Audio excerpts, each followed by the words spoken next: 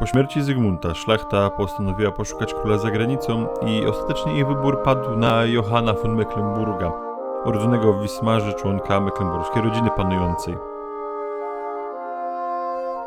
Jan I, ponieważ tak imię przyjął po objęciu tronu, przez pierwsze 2-3 lata był zmuszony robić to, co każdy nowy król w Polsce, to znaczy walczył ze szlachtą o władzę. Po ustaleniu hierarchii, Jan mógł w końcu zebrać wojsko i ruszyć na północ, by dobyć zakon. Do wojny po stronie korony dołączyli jej sprzymierzeńcy, to jest Wielkie Księstwo Litewskie, Mołdawia i Związek Pruski, natomiast po stronie krzyżaków opowiedzieli się kawalerowie mieczowi oraz Magdeburg. Co ciekawe, pierwszym akcentem wojny był zaskakujący atak armii kawalerów mieczowych na twierdzę w Połocku. Zakonnicy pod dowództwem Michaela von der Launica dokonali śmiałego wypadu na południe, mocno zagrażając liniom komunikacyjnym armii litewskiej. Ta zmuszona była na prędce zawrócić i pędzić na pomoc oblężonym. Ostatecznie do starcia doszło 11 kwietnia.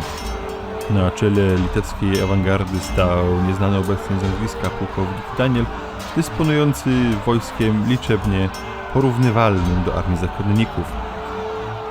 Gwałtowny i agresywny atak przyniósł Litwom zwycięstwo, a von der Launitz musiał odstąpić od oblężenia i wycofać się na północ. Jednakże pułkownik Daniel ruszył w pościg za Launicem i dogonił go pod Goldingen, gdzie pobił go ostatecznie w lipcu 1465 roku. Po tym zwycięstwie jednak resztki wojsk litewskich musiały wycofać się, by przegrupować się i uzupełnić straty.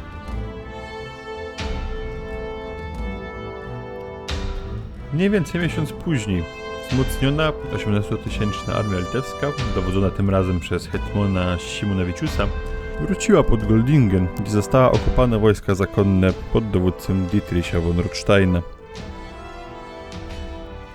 Mimo lepszej pozycji, zakonnicy musieli ulec, a ich armia poszła w rozsypkę. Nagłe jesienne pogorszenie pogody wstrzymało działania wojenne. Wykorzystano ten czas na podpisanie rozejmu z Magdeburgiem, który poza wysłaniem kilku okrętów na Bałtyk nie uczestniczył zbyt aktywnie w wojnie. Znamiennym jest, że pokój podpisano w Gdańsku, w mieście, które miało być blokowane przez magdeburskie okręty, dlatego też magdeburscy posłowie nie mieli żadnych problemów, by wpłynąć do portu.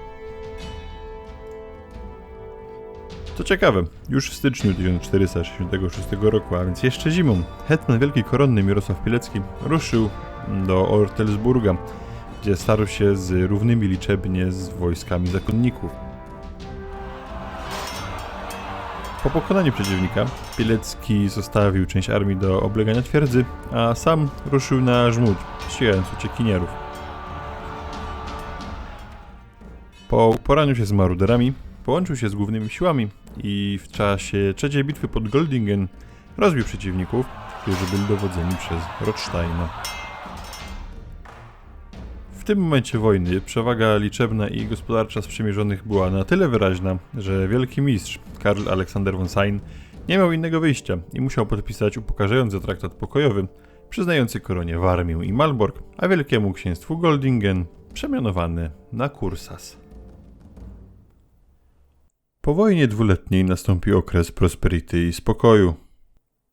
W 1473 roku podpisano akt przyłączenia Związku Pruskiego do korony, tworząc tym samym 3 nowe województwa: pomorskie, królewieckie oraz ostruckie. Jednocześnie w tym samym akcie zrównano prawa Prusów z prawami Polaków, uznając ich za pełnoprawnych obywateli kraju. Powstawały nowe miasta, kwitł handel, rozwijano sztukę. Niemiecki król ściągał do kraju niemieckich artystów, którzy przyczynili się do rozwoju kulturalnego korony.